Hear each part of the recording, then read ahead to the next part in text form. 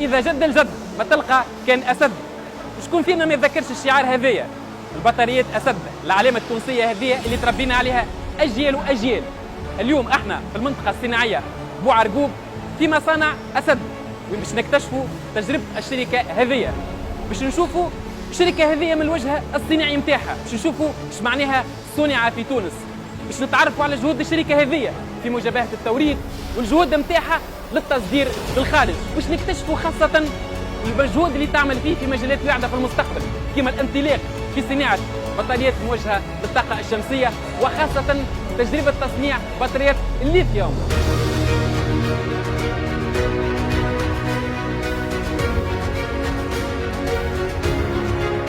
مرحبا بكم اليوم في مصانع البطارية التونسية أسد. اللي يقول البطارية التونسية أسد يقول شركة تونسية عريقة موجودة من عام 1974. الشركة هذه هي أكبر شركة بطاريات في شمال أفريقيا، واللي هي عندها 40% من المارشي في تونس بالرغم المنافسة متاع البطارية متاع الامبورتاسيون. الشركة هذه نجحت في كسب رهان التصدير خاصة من الدول الأوروبية كما فرنسا وإيطاليا وإسبانيا، وبعض دول الشرق الأوسط كما الأردن والسعودية، وحتى في إفريقيا احنا نصدروا للسنغال وكوت ديفوار وعديد الدول الأفريقية الأخرى. نقولوا البطارية التونسية أسد معناها تونسية بالفم والملاء. هذه البطارية رأس المال تونسي، الكفاءات اللي تخدم فيها تونسية والعمال تونسيين، ولذا هي الديانة متاعها تونسي الشركة هذه.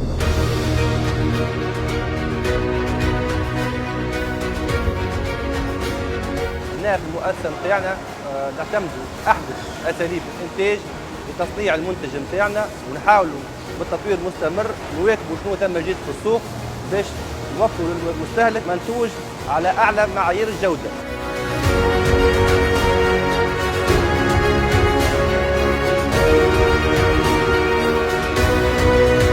نشغلوا قرابة 500 عائلة. لو تو دونكادرومون وما يعبر عنه بنسبة التأطير هو قرابة في حدود 23%. بالنسبة لسياسة الموارد البشرية هي ترتكز أساساً على تطوير الكفاءات، وذلك بالتكوين المستمر ورصد ميزانية هامة للغرض. كذلك نعملوا على الموتيفاسيون تاع العمل نتاعنا بمزيد تحفيزهم لتطوير المردودية. والنقطة الثالثة تتمثل في العمل على تطوير المناخ الاجتماعي، وذلك بتنظيم حلقات نقاش مع ممثلي العملة بصفة دورية والاستماع إلى آرائهم واقتراحاتهم.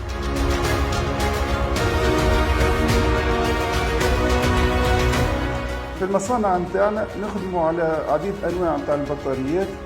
أولها البطاريات ديماراج، بطاريات اللي هو نستعملوهم في السيارات، والبطارية اندستريال اللي نستعملوهم في لي مويان دي مونيفونسيون، واللي باتري اللي نستعملوهم في الدومين تاع الفوتوفولتايك. وزيد عندنا مشروع طموح ياسر في تطوير الباتري ليثيوم.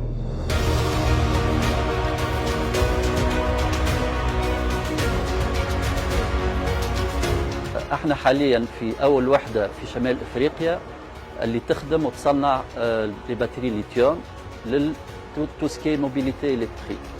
مجمع اسد كسباق في التكنولوجيات استثمر من 2021 في الوحده هذه، واليوم قاعدين نطوروا بشويه بشويه في تصنيع بطاريه الليثيوم للموبيليتي الكتريك مع برشا شركاء في تونس وحتى خارج تونس. والهدف متاعنا هو تطوير الموبيليتي الكتريك في تونس وافريقيا. من عوامل النجاح البطارية التونسية أسد إنها راهنت على الجودة، وهي من أول الشركات اللي تحصلت على السيرتيفيكا في الكاليتي، وإحنا حاليا متحصلين على شهادة الجودة IATF 16949 اللي هي تخول لنا نبيعوا بطاريتنا حتى لصناع السيارات، كما نراهنوا على أحسن رابور كاليتي بري في السوق التونسية. على خاطر احنا ننظروا للمستقبل بطموح كبير، عندنا عديد المشاريع والاستثمارات لتحسين منتوجنا، وخاصة في مجال الطاقة الشمسية اللي احنا نصنع بطاريات في المجال هذايا، وخاصة الناس الكل تعرف أهمية الطاقات المتجددة في المستقبل.